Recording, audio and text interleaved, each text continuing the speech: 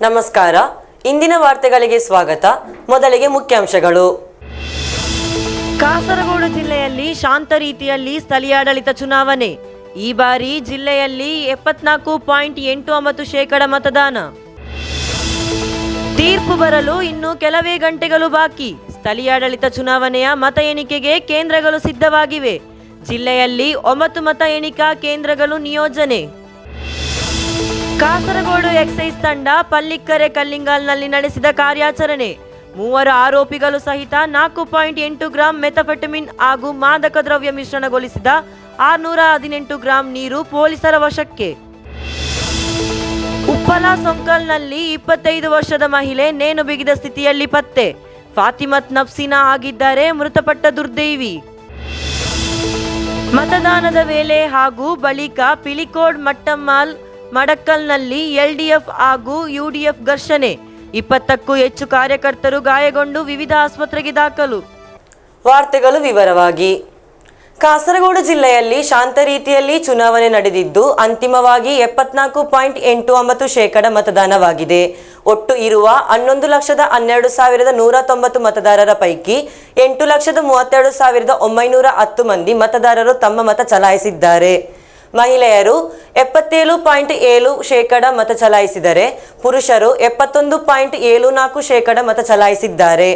12 ಟ್ರಾನ್ಸ್ಜೆಂಡರ್ರಲ್ಲಿ 2 transgender ಮತ ಚಲಾಯಿಸಿದ್ದಾರೆ. ಕಾಸರಗೋಡು ಜಿಲ್ಲೆಯಲ್ಲಿ ಶಾಂತ ರೀತಿಯಲ್ಲಿ ಚುನಾವಣೆ ನಡೆದಿದ್ದು ಅಂತಿಮವಾಗಿ 74.89% ಮತದಾನವಾಗಿದೆ. ಒಟ್ಟು ಇರುವ 11,12,190 ಮತದಾರರ ಪೈಕಿ 8,32,910 ಮಂದಿ ಮತದಾರರು ತಮ್ಮ ಮತ ಚಲಾಯಿಸಿದ್ದಾರೆ. ಮತದಾನದಲ್ಲಿ ಪುರುಷರಿಗಿಂತಲೂ ಅಧಿಕ ಉತ್ಸಾಹದಿಂದ ಮಹಿಳೆಯರು ಪಾಲ್ಗೊಂಡಿದ್ದು 5,88,156 ಮಹಿಳೆಯರ ಪೈಕಿ 4,56,996 ಮಂದಿ ಮಹಿಳೆಯರು ಮತ ಚಲಾಯಿಸಿದ್ದಾರೆ. ಅದೇ ರೀತಿಯಲ್ಲಿ 5,24,022 ಪುರುಷರ ಮತದಾರರ ಪೈಕಿ 3,75,912 ಮಂದಿ ಮತ ಚಲಾಯಿಸಿದ್ದಾರೆ. ಮಹಿಳೆಯರು 77.7% ಮತ ಚಲಾಯಿಸಿದರೆ ಪುರುಷರು 71.74% ಮತ ಚಲಾಯಿಸಿದ್ದಾರೆ. 12 ಟ್ರಾನ್ಸ್ಜೆಂಡರ್ಗಳಲ್ಲಿ 2 ಟ್ರಾನ್ಸ್ಜೆಂಡರ್ಗಳು ಮತ ಚಲಾಯಿಸಿದ್ದಾರೆ.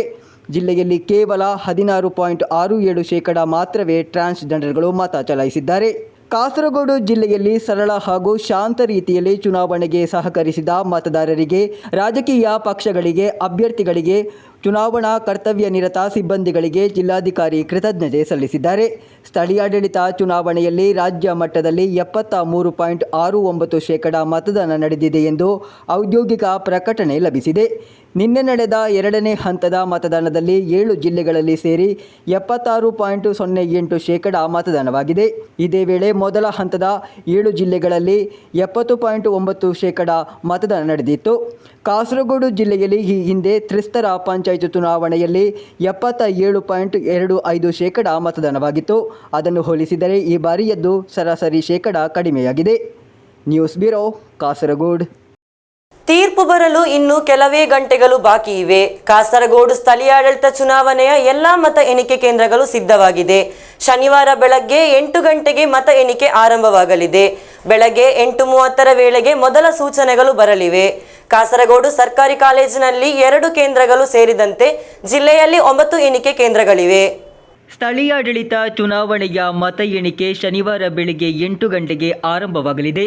ಬೆಳಗ್ಗೆ 8:30 ವೇಳೆಗೆ ಮೊದಲ ಸೂಚನೆಗಳು ಬರಲಿವೆ. ಇದಕ್ಕಾಗಿ ಎಲ್ಲ ಸಿದ್ಧತೆಗಳು ಪೂರ್ಣಗೊಂಡಿವೆ. ಜಿಲ್ಲೆಯಲ್ಲಿ ಕಾಸರಗೋಡು ಸರ್ಕಾರಿ ಕಾಲೇಜಿನಲ್ಲಿ 2 ಮತ ಎಣಿಕೆ ಕೇಂದ್ರ ಸೇರಿದಂತೆ ಒಟ್ಟು 9 ಮತ ಎಣಿಕೆ ಕೇಂದ್ರಗಳಿವೆ. ಗ್ರಾಮ, ಬ್ಲಾಕ್ ಪಂಚಾಯತ್ ಮತ್ತು ಜಿಲ್ಲಾ ಪಂಚಾಯತ್ ವಿಭಾಗಗಳ ಮತಗಳನ್ನು ಬ್ಲಾಕ್ ಆಧಾರದ ಮೇಲೆ ಸ್ಥಾಪಿಸಲಾದ ಕೇಂದ್ರಗಳಲ್ಲಿ ಎಣಿಕೆ ಮಾಡಲಾಗುತ್ತದೆ. ಪ್ರತಿ ಬ್ಲಾಕ್ನಲ್ಲಿರುವ ಗ್ರಾಮ ಪಂಚಾಯಿತಿಗಳ ಮತಗಳನ್ನು ಇಲ್ಲಿಯೇ ಎಣಿಕೆ ಮಾಡಲಾಗುತ್ತದೆ. ಪ್ರತಿ ಸ್ಥಳೀಯ ಸಂಸ್ಥೆಗಳ ಮತ ಎಣಿಕೆಗಾಗಿ 3 ರಿಂದ 6 ಟೇಬಲ್ಗಳನ್ನು ಸ್ಥಾಪಿಸಲಾಗುತ್ತದೆ. ಅಂಚೆ ಮತಗಳನ್ನು ಎಣಿಸಲು ಪ್ರತ್ಯೇಕ ಟೇಬಲ್ಗಳಿರುತ್ತದೆ. ನಗರಸಭೆಗಳಿಗೆ ಪ್ರತ್ಯೇಕ ಎಣಿಕೆ ಕೇಂದ್ರಗಳಿವೆ.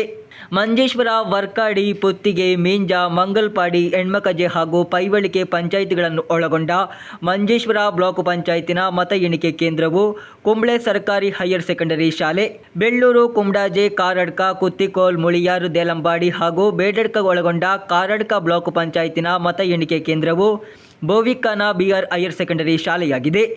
ಕುಂಬಳೆ, ಬದಿಡ್ಕ, ಚೆಂಗಳ, ಚೆಮ್ಮನಾಡ್, ಮದ್ದೂರು, ಮೊಗ್ರಲ್ ಪುತ್ತೂರು ಒಳಗೊಂಡ ಕಾಸರಗೋಡು ಬ್ಲಾಕ್ ಪಂಚಾಯತಿನ ಮತ ಎಣಿಕೆ ಕೇಂದ್ರ ಕಾಸರಗೋಡು ಸರ್ಕಾರಿ ಕಾಲೇಜಾಗಿದೆ. ಉದುಮ, ಅಜನೂರು, ಮಡಿಕೈ, ಪಳ್ಳಿಕರ, ಪುಲ್ಲೂರು, ಪಿರಿಯ ಒಳಗೊಂಡ ಕಾಂಜಂಗಡ್ ಬ್ಲಾಕ್ ಪಂಚಾಯತಿನ ಮತ ಎಣಿಕೆ ಕೇಂದ್ರವು ಕಾಂಜಂಗಡ್ ದುರ್ಗಾ ಹೈಯರ್ ಸೆಕೆಂಡರಿ ಶಾಲೆಯಾಗಿದೆ. ಬಳಾಲ್, ಕಳ್ಳಾರ್, ಕೋಡೋಮ್, ಬೆಳ್ಳೂರು, ಪಣತಡಿ, ಈಸ್ಟ್ ಏಲರಿ, ವೆಸ್ಟ್ ಏಲರಿ, ಕೀನನೂರು, ಕರಿಂದಲ ಒಳಗೊಂಡ ಪರಪ್ಪ ಬ್ಲಾಕ್ ಪಂಚಾಯತಿನ ಮತ ಎಣಿಕೆ ಕೇಂದ್ರವು ಪರಪ್ಪ ಸರ್ಕಾರಿ ಹೈಯರ್ ಸೆಕೆಂಡರಿ ಶಾಲೆಯಾಗಿದೆ. ಚೆರುವತ್ತೂರು, ಕೈಯೂರು, ಚೀಮೇನಿ, ಪಿಲಿಕ್ಕೋಡು, ತ್ರಿಕರಿಪುರ, ಪಡನ್ನ, ವಲಿಯಪರಂಬ ಒಳಗೊಂಡ ನೀಲೇಶ್ವರ ಬ್ಲಾಕ್ ಪಂಚಾಯತಿನ ಮತ ಎಣಿಕೆ ಕೇಂದ್ರವು ಪಡನಕಾಡು ನೆಹರು ಕಾಲೇಜಾಗಿದೆ. ಕಾಸರಗೋಡು ನಗರಸಭೆಯ ಮತ ಎಣಿಕೆ ಕೇಂದ್ರವು ಕಾಸರಗೋಡು ಸರ್ಕಾರಿ ಕಾಲೇಜಾಗಿದ್ದು, ಕಾಂಜಂಗಡ್ ನಗರಸಭೆಯ ಮತ ಎಣಿಕೆ ಕೇಂದ್ರವು ಹೊಸದುರ್ಗ ಸರ್ಕಾರಿ ಹೈಯರ್ ಸೆಕೆಂಡರಿ ಶಾಲೆಯಾಗಿದೆ. ನೀಲೇಶ್ವರ ನಗರಸಭೆಯ ಮತ ಎಣಿಕೆ ಕೇಂದ್ರವು ನೀಲೇಶ್ವರ ರಾಜಸ್ ಹೈಯರ್ ಸೆಕೆಂಡರಿ ಶಾಲೆಯಾಗಿದೆ. News bureau, Kasaragod. ಕಾಸರಗೋಡು ಅಬಕಾರಿ ತಂಡ ಪಲ್ಲಿಕೆರೆ ಕಲ್ಲಿಂಗಾಲ್ನಲ್ಲಿ ನಡೆಸಿದ ಕಾರ್ಯಾಚರಣೆಯಲ್ಲಿ ಮಾದಕ ದ್ರವ್ಯವಾದ 4.8 ಗ್ರಾಂ ಮೆಥಾಫಿಟಮಿನ್ ಹಾಗೂ ಮಾದಕ ದ್ರವ್ಯ ಮಿಶ್ರಣಗೊಳಿಸಿದ 618 ಗ್ರಾಂ ನೀರನ್ನು ಪತ್ತೆ ಹಚ್ಚಿ ವಶಪಡಿಸಿಕೊಂಡಿದ್ದಾರೆ. ಇದಕ್ಕೆ ಸಂಬಂಧಿಸಿ ಚಟ್ಟಂಚಲ್ ಕುನ್ನಾರದ ಕೆ ಅಬ್ಬಾಸ್ ಅರಫತ್, ಮುಟ್ಟತ್ತೋಡಿ ಸಂತೋಷ್ ನಗರದ ಮೊಹಮ್ಮದ್ ಆಮೀನ್, ಪಲ್ಲಿಕೆರೆ ತೊಟ್ಟಿ ನಿವಾಸಿ ಟಿಎಂ ಫೈಜಲ್ ಎಂಬವರನ್ನು ಬಂಧಿಸಿ ಪ್ರಕರಣ ದಾಖಲಿಸಿದ್ದಾರೆ. ಕಾಸರಗೋಡು ಅಬಕಾರಿ ತಂಡ ಪಳ್ಳಿಕೆರೆ ಕಲ್ಲಿಂಗಾಲ್ನಲ್ಲಿ ನಡೆಸಿದ ಕಾರ್ಯಾಚರಣೆಯಲ್ಲಿ ಮಾದಕ ದ್ರವ್ಯವಾದ 4.8 ಗ್ರಾಂ ಮೆಥಾಫೆಟಮಿನ್ ಹಾಗೂ ಮಾದಕ ದ್ರವ್ಯ ಮಿಶ್ರಣಗೊಳಿಸಿದ 618 ಗ್ರಾಂ ನೀರನ್ನು ಪತ್ತೆ ಹಚ್ಚಿ ವಶಪಡಿಸಿಕೊಂಡಿದ್ದಾರೆ. ಇದಕ್ಕೆ ಸಂಬಂಧಿಸಿ ಚಟ್ಟಂಜಾಲ್ ಕುನ್ನಾರದ ಕೆ ಅಬ್ಬಾಸ್ ಅರಫತ್, ಮುಟ್ಟತೋಡಿ ಸಂತೋಷ್ ನಗರದ ಮೊಹಮ್ಮದ್ ಅಮೀನ್, ಪಳ್ಳಿಕೆರೆ ತೊಟ್ಟಿ ನಿವಾಸಿ ಟಿಎಂ ಫೈಸಲ್ ಎಂಬುವರನ್ನು ಬಂಧಿಸಿ ಪ್ರಕರಣ ದಾಖಲಿಸಿಕೊಂಡಿದ್ದಾರೆ. ಇವರು ಬಳಸುತ್ತಿದ್ದ ಕಾರನ್ನು ಅಬಕಾರಿ ತಂಡ ವಶಕ್ಕೆ ತೆಗೆದುಕೊಂಡಿದೆ. Kasaragod assistant excise commissioner PP Janardhan ನೇತೃತ್ವದಲ್ಲಿ ಕಾಸರಗೋಡು ಎಕ್ಸೈಸ್ ಸ್ಪೆಷಲ್ ಸ್ಕ್ವಾಡಿನ excise inspector CKV Suresh, civil excise ಆಫೀಸರ್ಗಳಾದ P Rajesh, PV Sreejith, P Shailesh Kumar, Sonu Sebastian, Kasaragod excise circle ಕಚೇರಿಯ preventive officer Dineshan Kundathil, Hosdurg excise inspector VV Prasanna Kumar ಎಂಬುವರನ್ನೊಳಗೊಂಡ ತಂಡ ಈ ಕಾರ್ಯಾಚರಣೆ ನಡೆಸಿದೆ. ಪಳ್ಳಿಕೆರೆ ಕಲ್ಲಿಂಗಾಲ್ನಲ್ಲಿ ಆರೋಪಿ ಫೈಸಲ್ ಪ್ಲಾನ್ ಹಾಗೂ ಎಸ್ಟಿಮೇಟ್ ತಯಾರಿಸುವ ಸಂಸ್ಥೆ ಹೊಂದಿದ್ದು, ಇಲ್ಲಿ ಮಾದಕ ವ್ಯವಹಾರ ನಡೆಸುತ್ತಿರುವುದಾಗಿ ಗುಪ್ತ ಮಾಹಿತಿ ಅಬಕಾರಿ ಇಲಾಖೆಗೆ ಲಭಿಸಿತ್ತು. ಇದರ ಹಿನ್ನೆಲೆಯಲ್ಲಿ ಅಬಕಾರಿ ತಂಡ ಕಳೆದ ದಿನ ರಾತ್ರಿ ನಡೆಸಿದ ಪರಿಶೀಲನೆಯಲ್ಲಿ ಮೇಜಿನ ಮೇಲಿರಿಸಲಾಗಿದ್ದ ನೀರಿನ ಬಾಟಲಿಯನ್ನು ಪರಿಶೀಲಿಸಿದಾಗ ಅದರಲ್ಲಿ ಮಾದಕ ದ್ರವ ಮಿಶ್ರಣಗೊಳಿಸುವುದಾಗಿ ಪತ್ತೆಯಾಗಿದೆ. ಅಬಕಾರಿ ದಾಳಿ ನಡೆಸುವ ವೇಳೆ ಆರೋಪಿಗಳು ತಪ್ಪಿಸಿಕೊಳ್ಳಲು ತಮ್ಮ ಕೈಯಲ್ಲಿದ್ದ ಮಾದಕ ದ್ರವ್ಯವನ್ನು ಬಾಟಲಿ ನೀರಿನಲ್ಲಿ ಮಿಶ್ರಣಗೊಳಿಸಿದ್ದಾರೆಂದು ತನಿಖೆಯಲ್ಲಿ ಸ್ಪಷ್ಟಗೊಂಡಿರುವುದಾಗಿ ಅಧಿಕಾರಿಗಳು ಸ್ಪಷ್ಟಪಡಿಸಿದ್ದಾರೆ. ಮಾತ್ರವಲ್ಲದೆ ಆರೋಪಿಗಳು ಉಪಯೋಗಿಸುತ್ತಿದ್ದ ಕಾರು, ಮೆಥಾಫೆಟಮಿನ್, ಮಾದಕ ದ್ರವ್ಯ ಸೇವಿಸಲು ಬಳಸಲಾಗುವ ಉಪಕರಣಗಳನ್ನು ಪತ್ತೆ ಹಚ್ಚಿ ವಶಪಡಿಸಿಕೊಂಡಿದ್ದಾರೆಂದು ಅಧಿಕಾರಿಗಳು ತಿಳಿಸಿದ್ದಾರೆ. ಬಂಧಿತ ಆರೋಪಿಗಳನ್ನು ನ್ಯಾಯಾಲಯದಲ್ಲಿ ಹಾಜರುಪಡಿಸಿ ಬಳಿಕ ನ್ಯಾಯಾಂಗ ಬಂಧನದಲ್ಲಿರಿಸಲಾಗಿದೆ. News bureau, Kasaragod. ಉಪ್ಪಲ ಸೊಂಕಲ್ನಲ್ಲಿ 25 ವರ್ಷದ ಮಹಿಳೆಯೊಬ್ಬರು ತಮ್ಮ ಗಂಡನ ಮನೆಯಲ್ಲಿ ನೇಣು ಬಿಗಿದ ಸ್ಥಿತಿಯಲ್ಲಿ ಪತ್ತೆಯಾಗಿದ್ದಾರೆ. ಕೊಡಂಕೈ ರಸ್ತೆಯ ಮೊಯ್ದೀನ್ ಸವಾದ್ ಅವರ ಪತ್ನಿ ಫಾತಿಮತ್ ನಫ್ಸಿನಾ ಆಗಿದ್ದಾರೆ ಮೃತಪಟ್ಟ ದುರ್ದೇವಿ. ಉಪ್ಪಳ ಸೋಂಕಲ್ನಲ್ಲಿ 25 ವರ್ಷದ ಮಹಿಳೆಯೊಬ್ಬರು ತಮ್ಮ ಗಂಡನ ಮನೆಯಲ್ಲಿ ನೇಣು ಬಿಗಿದ ಸ್ಥಿತಿಯಲ್ಲಿ ಪತ್ತೆಯಾಗಿದ್ದಾರೆ. ಮೃತರನ್ನು ಕೊಂಡಗೈ ರಸ್ತೆಯ ಮೊಯ್ದೀನ್ ಸಾವದ್ ಅವರ ಪತ್ನಿ ಫಾತಿಮತ್ ನಸ್ಬೀನಾ ಎಂದು ಗುರುತಿಸಲಾಗಿದೆ. ಮಲಗುವ ಕೋಣೆಯ ಕಿಟಕಿಯಿಂದ ನೇಣು ಬಿಗಿದ ಸ್ಥಿತಿಯಲ್ಲಿ ಪತ್ತೆಯಾದ ಮಹಿಳೆಯನ್ನು ತಕ್ಷಣ ಮಂಗಳೂರಿನ ಆಸ್ಪತ್ರೆಗೆ ಕೊಂಡೊಯ್ದರೂ ಅವರ ಪ್ರಾಣ ಉಳಿಸಲು ಸಾಧ್ಯವಾಗಲಿಲ್ಲ. ಮಂಜೇಶ್ವರ ಪೊಲೀಸರು ಪ್ರಕರಣ ದಾಖಲಿಸಿಕೊಂಡು ಘಟನೆಯ ತನಿಖೆ ಆರಂಭಿಸಿದ್ದಾರೆ. ಆತ್ಮಹತ್ಯೆಗೆ ಕಾರಣ ಇನ್ನೂ ಸ್ಪಷ್ಟವಾಗಿಲ್ಲ. ಮಂಜೇಶ್ವರ ಪೊಲೀಸರು ದಾಖಲಿಸಿರುವ ಪ್ರಕರಣದಲ್ಲಿ ಅವರು ಮಾನಸಿಕ ತೊಂದರೆಯಿಂದ ಆತ್ಮಹತ್ಯೆ ಮಾಡಿಕೊಂಡಿದ್ದಾರೆ ಎಂದು ಹೇಳಲಾಗಿದೆ. ನಸ್ಮಿನಾ 3 ತಿಂಗಳ ಮಗುವಿನ ತಾಯಿಯಾಗಿದ್ದಾರೆ. Abdul Rahman Udyavar, news bureau, Manjeshwar. ಮತದಾನದ ವೇಳೆ ಹಾಗೂ ಬಳಿಕ ಪಿಲಿಕೋಡ್ ಮಟ್ಟಮ್ಮಾಲ್ ಮಡಕ್ಕಲ್ನಲ್ಲಿ ಎಲ್ಡಿಎಫ್ ಹಾಗೂ ಯುಡಿಎಫ್ ಘರ್ಷಣೆಯಲ್ಲಿ ಹಲವಾರು ಮಂದಿ ಗಾಯಗೊಂಡಿದ್ದಾರೆ. ಎರಡೂ ಕಡೆಯ 20ಕ್ಕೂ ಹೆಚ್ಚು ಕಾರ್ಯಕರ್ತರು ವಿವಿಧ ಆಸ್ಪತ್ರೆಗಳಲ್ಲಿ ಚಿಕಿತ್ಸೆ ಪಡೆಯುತ್ತಿದ್ದಾರೆ. ಮತದಾನದ ವೇಳೆ ಹಾಗೂ ಬಳಿಕ ಪಿಲಿಕೋಡ್ ಮೆಟ್ಟಮ್ಮಾಲ್ ಮಾಡಕಲ್ನಲ್ಲಿ ಎಲ್ಡಿಎಫ್ ಹಾಗೂ ಯುಡಿಎಫ್ ಘರ್ಷಣೆಯಲ್ಲಿ ಹಲವಾರು ಮಂದಿ ಗಾಯಗೊಂಡಿದ್ದಾರೆ. ಎರಡೂ ಕಡೆಯ 20ಕ್ಕೂ ಹೆಚ್ಚು ಕಾರ್ಯಕರ್ತರು ವಿವಿಧ ಆಸ್ಪತ್ರೆಗಳಲ್ಲಿ ಚಿಕಿತ್ಸೆ ಪಡೆಯುತ್ತಿದ್ದಾರೆ. ಯುಡಿಎಫ್ ಪಿಲಿಕೋಡು ಪಂಚಾಯತ್ ಅಧ್ಯಕ್ಷ ಬೂತ್ ಏಜೆಂಟ್ ನಿಶಾಮ್ ಪಟೇಲ್, ಜಿಲ್ಲಾ ಪಂಚಾಯತ್ ಅಭ್ಯರ್ಥಿಗಳ ಏಜೆಂಟ್ ಅಡ್ವೊಕೇಟ್ ನವನೀತ್ ಚಂದ್ರನ್, ಗ್ರಾಮ ಪಂಚಾಯತ್ ಏಜೆಂಟ್ ಎಜಿ ಶಂಶುದ್ದೀನ್, ಗ್ರಾಮ ಪಂಚಾಯತ್ ಅಭ್ಯರ್ಥಿಗಳಾದ ಮೆಟ್ಟಮಲ್ ಸಾಜಿದಾ ಸಫರುಲ್ಲಾ, ಪಿಲಿಕೋಡು ಎ ಶಾಂತ, ಚಂದೇರದ Raghavan Kulangara, UDF agent K Rijesh, UDF 4ನೇ ವಾರ್ಡ್ ಮುಖ್ಯ ಏಜೆಂಟ್ ಕುರುಪಿಲತ್ ಮಹಮ್ಮದ್, ಚೆರುವತ್ತೂರು ಮಾಡಕಲ್ನ PP Sajad, M Manaf, P Abdulla, M Savad, M Mahammad ಮುಂತಾದ ಯುಡಿಎಫ್ ಕಾರ್ಯಕರ್ತರು, ವಲಿಯಪರಂಬ ಮಾಡಕಲ್ನ ಎಲ್ಡಿಎಫ್ ಕಾರ್ಯಕರ್ತರಾದ TC Rupesh, Kiran Prakash, C Naveen, C Abhinav ಎಂಬಿವರು, ಮೆಟ್ಟಮಲ್ನಲ್ಲಿ ನಡೆದ ಘರ್ಷಣೆಯಲ್ಲಿ ಗಾಯಗೊಂಡ ಎಲ್ಡಿಎಫ್ ಕಾರ್ಯಕರ್ತರಾದ S Sajilal, P Amal, P Saumini, Udil Kumar, M ರುತೇಶ್ ಎಂಬಿವರನ್ನು Payyanur ಹಾಗೂ ತ್ರಿಕರಿಪುರದ ಆಸ್ಪತ್ರೆಗೆ ದಾಖಲಿಸಲಾಗಿದೆ. ಚುನಾವಣೆಯ ಭಾಗವಾಗಿ ನಡೆದ ವಿವಿಧ ಹಿಂಸಾಚಾರ ಘಟನೆಯಲ್ಲಿ ಚಂದೇರ ಪೊಲೀಸರು ಹಲವಾರು ಪ್ರಕರಣಗಳನ್ನು ದಾಖಲಿಸಿಕೊಂಡಿದ್ದಾರೆ. News bureau, Kasaragod. ಸ್ಥಳೀಯಾಡಳಿತ ಚುನಾವಣೆಯ ಸಂದರ್ಭದಲ್ಲಿ ತ್ರಿಕರಿಪುರ, ಪಿಲಿಕೋಡು ಹಾಗೂ ವಲಿಯಪರಂಬ ಪಂಚಾಯತ್ಗಳಲ್ಲಿ ಯುಡಿಎಫ್ ಕಾರ್ಯಕರ್ತರು ಹಾಗೂ ನಾಯಕರ ಮೇಲೆ ಎಸಗಿದ ಹಿಂಸಾಚಾರವನ್ನು ಪ್ರತಿಭಟಿಸಿ ತ್ರಿಕರಿಪುರ ನಗರದಲ್ಲಿ ಯುಡಿಎಫ್ ಮೆರವಣಿಗೆ ನಡೆಸಿತು. ನಗರವನ್ನು ಸುತ್ತುವರಿದು ಬಸ್ ನಿಲ್ದಾಣದಲ್ಲಿ ಕೊನೆಗೊಂಡ ಈ ಮೆರವಣಿಗೆಯ ನೇತೃತ್ವವನ್ನು ಜಿಲ್ಲಾ ಮುಖಂಡರು ವಹಿಸಿದ್ದರು. ಸ್ಥಳೀಯಾಡಳಿತ ಚುನಾವಣೆಯ ಸಂದರ್ಭದಲ್ಲಿ ತ್ರಿಕರಿಪುರ, ಪಿಲಿಕೋಡು ಹಾಗೂ ವಲಿಯಪರಂಬ ಪಂಚಾಯಿತಿಗಳಲ್ಲಿ ಯುಡಿಎಫ್ ಕಾರ್ಯಕರ್ತರು ಹಾಗೂ ನಾಯಕರ ಮೇಲೆ ಎಸಗಿದ ಹಿಂಸಾಚಾರವನ್ನು ಪ್ರತಿಭಟಿಸಿ ತ್ರಿಕರಿಪುರ ನಗರದಲ್ಲಿ ಯುಡಿಎಫ್ ಮೆರವಣಿಗೆ ನಡೆಸಿತು. ನಗರವನ್ನು ಸುತ್ತುವರಿದು ಬಸ್ ನಿಲ್ದಾಣದಲ್ಲಿ ಕೊನೆಗೊಂಡ ಈ ಮೆರವಣಿಗೆಯ ನೇತೃತ್ವವನ್ನು ಜಿಲ್ಲಾ ಮುಖಂಡರು ವಹಿಸಿದ್ದರು. ವಿವಿಧ ಬೂತುಗಳಲ್ಲಿ ನಕಲಿ ಮತದಾನವನ್ನು ತಡೆಯಲು ಪ್ರಯತ್ನಿಸಿದ ಬಳಿಕ ಎಲ್ಡಿಎಫ್ ಕಾರ್ಯಕರ್ತರು ತಮ್ಮ ಮೇಲೆ ಹಲ್ಲೆ ನಡೆಸಿದ್ದಾರೆ ಎಂದು ಯುಡಿಎಫ್ ಪ್ರತಿಭಟಿಸಿತು ಹಾಗೂ ಅಪರಾಧಿಗಳ ವಿರುದ್ಧ ಕಠಿಣ ಕ್ರಮ ಕೈಗೊಳ್ಳಬೇಕೆಂದು ಒತ್ತಾಯಿಸಿತು.